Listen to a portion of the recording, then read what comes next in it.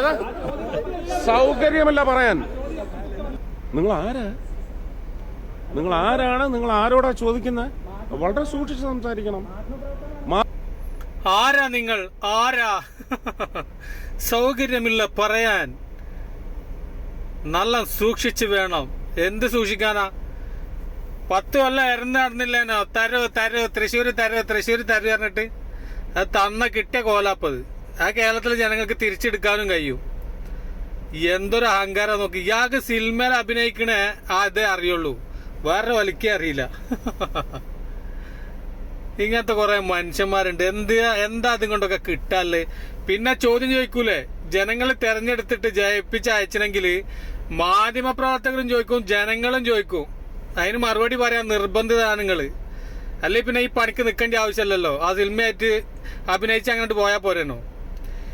എനിക്ക് തൃശ്ശൂര് 10 കൊല്ലം ചോദിച്ചപ്പോ ഒരു വട്ടം തന്ന്, അതിന് ജനങ്ങൾ തിരിച്ചെടുക്കുകയും ചെയ്തോളൂ. ഓരോരോ ജാതികളും കിட்ட ഇറങ്ങന്നെ ഓരോ വർത്താനവും പറഞ്ഞിട്ട്.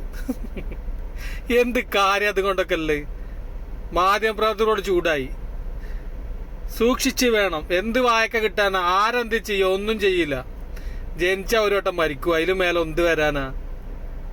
ആരെ പേടിപ്പിക്കണം നിങ്ങളൊക്കെ? അറിയായിട്ട് ചോദിക്കുക.